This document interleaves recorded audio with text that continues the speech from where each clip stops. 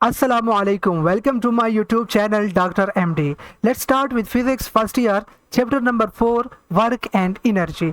आज का जो हमारा टॉपिक है वो है एब्सोल्यूट पोटेंशियल एनर्जी। आज हम डिस्कस करेंगे एब्सोल्यूट पोटेंशियल एनर्जी असल में है क्या चीज़, और एब्सोल्यूट पोटेंशियल एनर्जी की मैथमेटिकल कैलकुलेशन भी हम आज डिराइव करेंगे। तो सबसे पहले एब्सोल्यूट पोटेंशियल एनर्जी की डिफिनीशन के ऊपर थोड़ा सा देखते हैं। What is absolute potential energy? याद रखिए, absolute potential energy is nothing, it is the work done in bringing the body from earth surface to a point at infinity against the earth gravity. अगर हम किसी body को earth surface से against the earth gravity ऐसे point तक ले जाए जिस पॉइंट को हम इंफिनिटी पॉइंट कहते हैं, तो हमारा वर्क डन जो होगा उस बॉडी को अर्थ सरफेस से इंफिनिटी पॉइंट तक, उसको हम एब्सोल्यूट पोटेंशियल एनर्जी कहते हैं। याद रखिए, इंफिनिटी का मतलब वो पॉइंट जहाँ पे अर्थ की ग्रेविटी की वैल्यू 0 हो जाती है, और ये पॉइंट याद रखिए अर्थ के सरफेस से 37,000 किलोमीटर के डिस्टेंस तक आता है। जब हाइट हमारे पास 37,000 किलोमीटर हो तो ग्रेविटी की वैल्यू 0 हो जाती है, और इस पॉइंट तक अगर किसी बॉडी को हम अर्थ सरफेस से उठा के ले जाएं तो हमारा जो वर्क डन होगा वो work done absolute potential energy के फॉर्म में बॉडी के अंदर स्टोर होगा। Work done from earth surface to infinity is equal to W infinity and absolute potential energy. Absolute potential energy को हम स्मॉल a लगा के पोटेंशियल एनर्जी के सिंबल से शो करते हैं। ये हमारे पास बेहतरीन किस्म की फिगर है। इस फिगर में सबसे पहले मैं आपको बताऊं कि हमारे पास अर्थ को शो किया गया है, और ये O जो है it represent the centre of the अर्थ, और इस अर्थ के सरफेस के ऊपर हमारे पास एक बॉडी जिसका मास m है और पॉइंट A के ऊपर पड़ी हुई है। अब इस बॉडी के ऊपर फोर्स अप्लाई करता हूँ अगेंस्ट द अर्थ ग्रेविटी। इस बॉडी को मैं ले जा रहा हूँ और पॉइंट P तक ले गया। अब ये पॉइंट P हमारे पास ये वो वाला पॉइंट है जहाँ पे हमारे पास, जिसको मैं पॉइंट ऑफ इंफिनिटी कह सकता हूँ, और यहाँ पे हमारे पास अर्थ की ग्रेविटी 0 हो जाती है। तो याद रखिए, सरफेस के ऊपर सेंटर ऑफ अर्थ से जो डिस्टेंस है हमारे पास बॉडी का RE होगा, जो कि रेडियस ऑफ अर्थ के बराबर है, और P पॉइंट तक जो हमारे पास डिस्टेंस है बॉडी का वो हमारे पास R के बराबर है, और उसको हम इन्फिनिटी लेते हैं, इनफाइनाइट लेते हैं, बिकॉज ये वो पॉइंट है जहाँ पे अर्थ की ग्रेविटी 0 हो जाती है। अब हम इसकी थोड़ी सी कैलकुलेशन के ऊपर बात करेंगे। लेट सपोज हमारे पास consider a body of mass m is placed on the earth surface at a point A at a distance of RE from the centre of the earth of mass ME। याद रखें, अर्थ के centre से जो distance है surface तक RE है, और अर्थ का जो मास है वो ME के बराबर है, और एक बॉडी जिसका मास स्मॉल m से शो किया गया है वो हमारे पास एक पॉइंट A के ऊपर पड़ी हुई है। अब हम क्या करते हैं, हम बॉडी को डिस्प्लेस करते हैं पॉइंट A से पॉइंट P तक। जब हम बॉडी को डिस्प्लेस करते हैं पॉइंट A से पॉइंट P तक तो वर्क डन तो होगा। अब यहाँ पे एक थोड़ी सी बात याद रखें कि हमारे पास हमने इस टोटल डिस्टेंस को पॉइंट O से लेकर P तक डिवाइड किया हुआ है छोटे छोटे स्मॉल पीसेस के अंदर, और हम एज्यूम करते हैं कि ये पीसेस इतने स्मॉल है कि ये जो फोर्स हम उसके ऊपर एक्ट कर रही है वो हर पीस के ऊपर, हर इंटरवल के ऊपर कांस्टेंट है। जब फोर्स कांस्टेंट हो जाती है तो हम work done by constant force आसानी से डिराइव कर सकते हैं। Work done in bringing the body from point A to B is given by equation W1 is equal to WAB is equal to F dot D। F mean force and D mean displacement. अब ये F क्या है? F हमारे पास gravitational force है, जिसकी equation capital G ME small m divided by average of radius square, and D हमारे पास क्या है? D is the distance covered by the body. D is equal to R1 minus RE के बराबर है। अब वेयर आर एवरेज क्या है? याद रखें, डिस्टेंस बिटवीन टू बॉडीज को हम स्मॉल r से इसी मैथमेटिकल कैलकुलेशन के अंदर शो कर रहे हैं। Small r to represent distance between two bodies, और D हमारे पास distance covered by the body between two points को शो कर रहा है। distance covered by the body between two points को हम small d से शो करते हैं। distance between two bodies हमारे पास आर एवरेज से उसको शो कर रहे हैं हम स्मॉल आर से।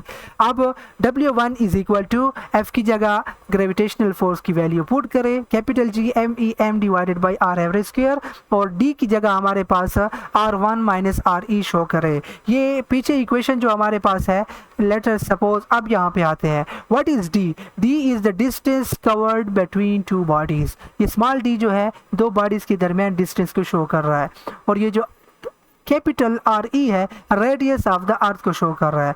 अब दो चीज़ें हैं, एक तो दो बॉडीज़ के दरमियान, मतलब दो पॉइंट्स के दरमियान डिस्टेंस है जो डी से शो कर रहा है।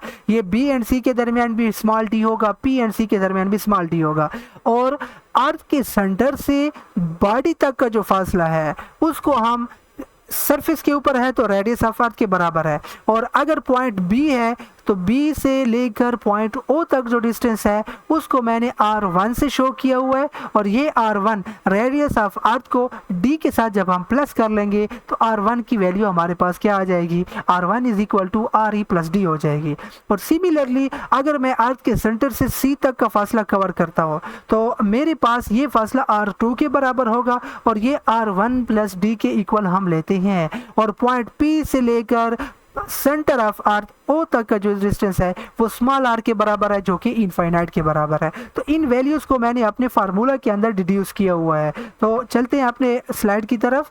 सो यहाँ पे देखिए D is equal to R1 minus R E के बराबर है, और ये W1 की वैल्यू हमारे पास कुछ यूँ आ जाएगी, F एंड D की वैल्यू अगर हमने पुट की तो W1 is equal to G M E M R1 minus R E divided by R average square. इस आर एवरेज के स्क्वायर को हमने इसके नीचे थोड़ा सा मैथमेटिकली अरेंज कर लिया इक्वेशन को। अब आर एवरेज किस चीज़ के बराबर है? Average is the distance between two bodies divided by two.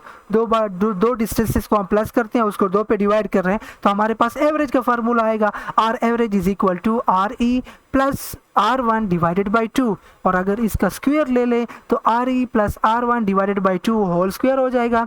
और यहाँ पे हम फिजिक्स के और मैथमेटिकल ऑपरेशन अप्लाई करके जब इस एवरेज के फार्मूले को हम ओपन करते हैं तो RE R1 के बराबर आ जाएगा। So put in equation number 2 we get GME R1 minus R E divided by R average के स्क्वायर की जगह हमारे पास RE R1 आ जाएगा।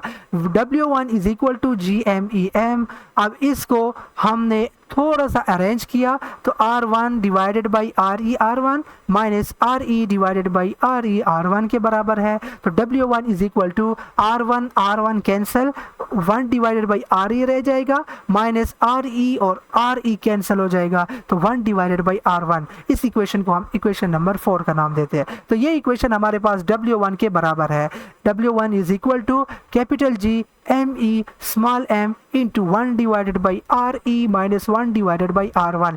इसी तरह हम W2, W3 एंड W4 के ऊपर भी हम वर्क डिराइव करते हैं। So similarly W2 is equal to GMEM into 1 divided by R1 minus 1 divided by R2, and W3 हमारे पास भी इसी तरह डिराइव हो जाएगा। अब हम टोटल वर्क डन, क्योंकि अब हमने स्मॉल पीसेस के ऊपर वर्क डन को कैलकुलेट किया, 3 पीसेस के अंदर हमने क्या किया, इसको डिवाइड कर लिया। Best approach, best mathematical calculation के लिए हम इस वर्क डन को इनफाइनाइट पीसेस के अंदर कैलकुलेट करते हैं। तो इस कंडीशन के अंदर फिर हमारे पास वर्क डन बिल्कुल ही कांस्टेंट आएगा, लेकिन यहाँ पे हमने समझाने के लिए 3 पीसेस के अंदर डिराइव किया। अब अगर हम टोटल वर्क डन को डिराइव करें तो W total is equal to तीनों वर्क डन को ऐड करेंगे तो टोटल वर्क डन की वैल्यू आ जाएगी W1 plus W2 plus W3।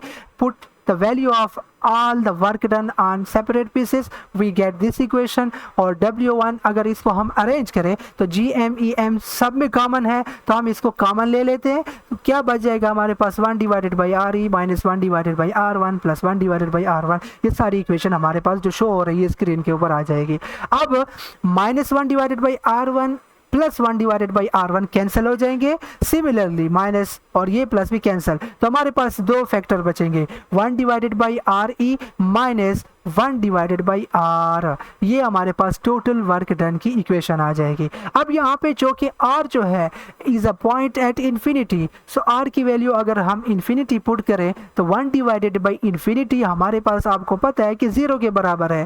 So W infinity is equal to GMEM 1 divided by RE minus 0, और इक्वेशन हमारे पास finalized GMEM divided by RE is equal to W infinity, और ये W infinity total work done को show कर रहा है। सो W infinity हमने पहले ही बताया कि वर्क डन जब इनफाइनाइट प्लेस तक हम करें अर्थ के सरफेस से इन्फिनिटी पॉइंट तक, तो उसमें जो एनर्जी स्टोर होगी उस एनर्जी को हम क्या कहते हैं, एब्सोल्यूट पोटेंशियल एनर्जी कहते हैं, minus GMEM divided by RE के बराबर होगा, और ये हमारे पास फाइनलाइज्ड इक्वेशन है। अब मैंने माइनस का साइन क्यों पुट किया, याद रखें क्योंकि हमारे पास हम अगेंस्ट द अर्थ ग्रेविटी जा रहे हैं, तो वर्क डन चूंकि अर्थ ग्रेविटी के अगेंस्ट है, ग्रेविटेशनल फोर्स डाउनवर्ड है और डिस्टेंस या डिस्प्लेसमेंट अपवर्ड है, एंगल 180 का है, तो एंगल जब 180 का होगा तो डॉट प्रोडक्ट में cos थीटा cos 180 हमारे पास माइनस के बराबर होगा, तो वर्क डन इसीलिए हम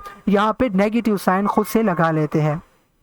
मोस्ट इंपॉर्टेंट पॉइंट, बाज़ औक़ात इतनी डेरिवेशन, इतना बड़ा फार्मूला कभी कभी एमसीक्यूज में पूछा जाता है कि एब्सोल्यूट पोटेंशियल एनर्जी का यूनिट क्या है, तो याद रखिए क्योंकि ये वर्क डन है या ये एनर्जी है तो इसका जो यूनिट होगा वो जूल होगा, इसका जो यूनिट है वो जूल होगा, और इसके डायमेंशन भी वर्क और एनर्जी के होंगे। What is absolute gravitational potential, दो पॉइंट है, एक एब्सोल्यूट पोटेंशियल एनर्जी और दूसरा हमारे पास जो टॉपिक है एब्सोल्यूट ग्रेविटेशनल पोटेंशियल, जिसको हम यू से शो करते हैं। इसकी डिफिनीशन आसान है, the ratio of absolute potential energy to the mass of the body is known as absolute gravitational potential. Its mean U is equal to absolute potential energy divided by mass of the body. As we know that absolute potential energy is equal to minus GMEM divided by RE and mass of the body is equal to small m, जो कि पीछे हम derive कर चुके हैं इसकी equation को। तो put in equation U is equal to minus GMEM divided by RE divided by M, M and M cancel हो जाएंगे, तो एब्सोल्यूट ग्रेविटेशनल पोटेंशियल की जो वैल्यू है, जो इक्वेशन है, minus capital GME divided by RE आ जाएगा। याद रखें ये भी इंपॉर्टेंट है कि absolute potential energy depends upon number 1 mass of the earth, mass of the earth mean capital M E के बराबर है जो कि इक्वेशन से शो हो रहा है। दूसरे नंबर पे याद रखें radius of the earth are E के ऊपर भी डिपेंड करता है, and the last one is mass of the body, जो कि इक्वेशन में स्मॉल m है तो मास ऑफ द बॉडी के ऊपर भी डिपेंड कर रही है। बट याद रखें एब्सोल्यूट ग्रेविटेशनल पोटेंशियल के इक्वेशन से हमें पता चल रहा है कि ये हमारे पास मास ऑफ द अर्थ के ऊपर डिपेंड कर रही है और रेडियस ऑफ द अर्थ के ऊपर डिपेंड कर रही है। ये दो फैक्टर मेनली है, और कैपिटल जी जो कि ग्रेविटेशनल कांस्टेंट है वो तो कांस्टेंट है, उसके ऊपर भी डिपेंड कर रही है। सो absolute gravitational potential is independent of the mass of the body. Most important tricky point जो कि इक्वेशन से मैंने डिड्यूस किया कि absolute gravitational potential energy mass of the bodies के ऊपर डिपेंड बिल्कुल नहीं करती। What is the unit of absolute gravitational potential, वहाँ पे एब्सोल्यूट ग्रेविटेशनल पोटेंशियल एनर्जी का यूनिट हमने जोल लिया था जो कि it is energy per unit mass, सो इसका जो यूनिट है जोल पर केजी होगा और dimension L square T inverse square के बराबर होगा। इस इक्वेशन में जोल की डायमेंशन पुट करें और केजी की डायमेंशन पुट करें तो हमारे पास L square T inverse square का डायमेंशन की वैल्यू आ जाएगी। तो एमसीक्यूज के अंदर इंपॉर्टेंट है कि एब्सोल्यूट ग्रेविटेशनल पोटेंशियल की जो डायमेंशन है वो किस क्वांटिटी के साथ मैच करती है। सो याद रखें same like that of square of velocity. So absolute gravitational potential की जो डायमेंशन है अगर हम वेलोसिटी के स्क्वायर की डायमेंशन ले ले तो वो भी सेम आएगी। So same like that of square of velocity.